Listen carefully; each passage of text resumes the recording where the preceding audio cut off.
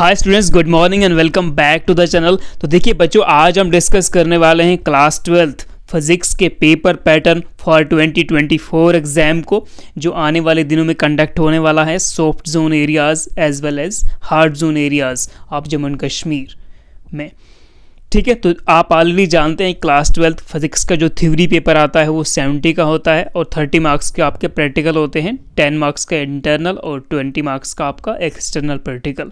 तो 70 मार्क्स का जो थ्योरी पेपर आएगा वो आपका 2024 में, यानी कुछ दिन के बाद जो एग्ज़ाम हो रहा है उसमें जो आपका टाइमिंग होगा दैट इज़ 3 आवर्स। तो जो आपका पेपर का पैटर्न होगा वो इस बार 2024 के लिए फिर से थोड़ा सा चेंज हो चुका है और कुछ आप ऑलरेडी जानते हैं सिलेबस से कुछ यूनिट्स को भी डिलीट कर दिया गया है और कुछ यूनिट्स के कुछ टॉपिक्स, यूजुअली लास्ट वाले या कुछ लेंथी टॉपिक्स जो थे उनको डिलीट कर दिया गया है इस बार, वो भी आप देख लेना सिलेबस में। तो देखिए आपके पास अगर हम इंस्ट्रक्शंस की बात करें जनरल इंस्ट्रक्शन में, तो जो आपके पास सेक्शंस होंगी वो सेक्शन इस बार 4 होंगी, section A, section B, section C and section D. तो फिर से आपको इस बार सेक्शन ए में जो यूजुअली 2019 से पहले हुआ करता था ऑब्जेक्टिव टाइप क्वेश्चंस आते थे, तो इस बार फिर से आपको पेपर में सेक्शन ए में 10 ऑब्जेक्टिव टाइप क्वेश्चंस आने वाले हैं, ठीक है, ऑफ 1 मार्क्स ईच। फिर सेक्शन बी होगा जिसमें आपके पास 9 क्वेश्चंस आएंगे 2 मार्क्स ईच के। फिर सेक्शन सी होगा, उसमें आपके पास 9 क्वेश्चंस आएंगे 3 मार्क्स ईच के। और सेक्शन डी में आपको 3 लॉन्ग आंसर टाइप क्वेश्चंस आने वाले हैं 5 मार्क्स ईच के।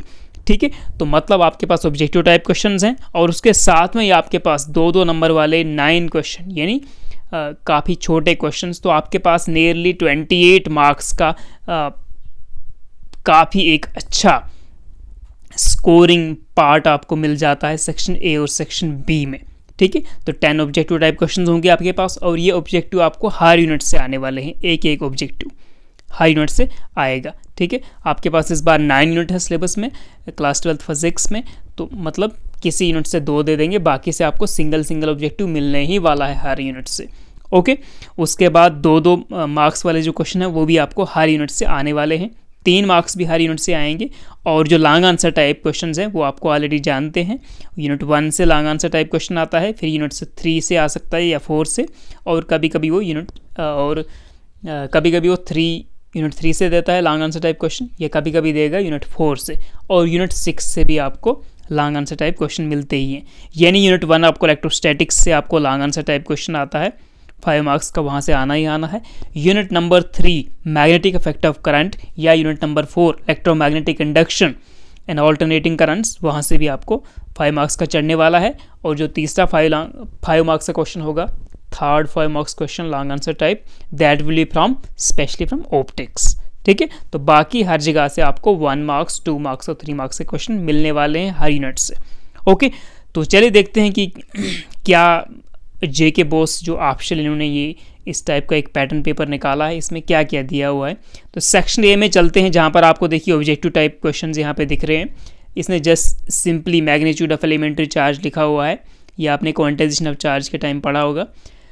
तो यूनिट 1 का फिर देखिए resistance of the wire, if the length of the wire is doubled then its resistance will be. ठीक है, यूनिट 2 से करंट इलेक्ट्रिसिटी से, Tesla is the unit of. ठीक है, ये थोड़े सिंपल हैं, हो सकता है कि अगर ऑब्जेक्टिव वो दे रहे हैं तो हो सकता है थोड़ा सा कुछ ऑब्जेक्टिव थोड़े टफ भी हो सकते हैं, फिर कुछ 1 लाइनर्स या ट्रू फॉल्स भी हो सकते हैं, एक जैसा 10 में से।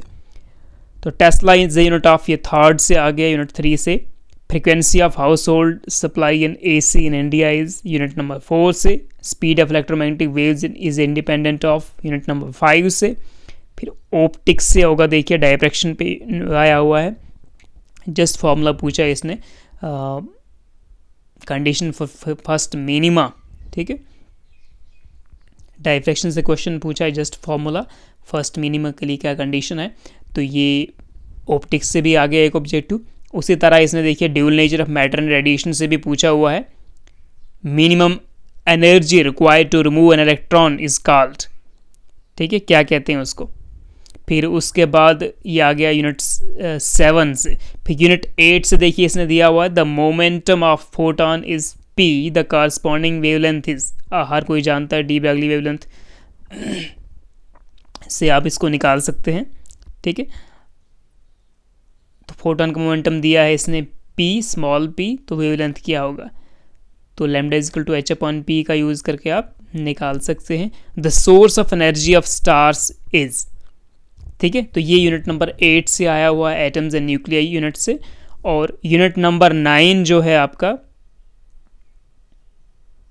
यूनिट नंबर 9 से देखिए, यूनिट नंबर 8 से आई थिंक 2 हैं मेरे ख्याल में, यूनिट नंबर 7 से 2 हैं, फोटॉन और ये minimum energy required to remove an electron वाला, ठीक है, फोटो इलेक्ट्रिक इफेक्ट का कॉन्सेप्ट।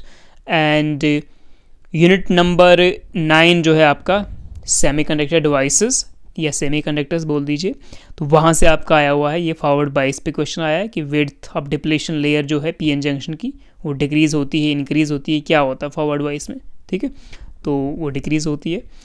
और देखिए सेक्शन बी में भी इसी तरह होगा, जो 2 मार्क्स वाले छोटे क्वेश्चन आएंगे, जस्ट 20-30 वर्ड्स के लिखने होते हैं आपको।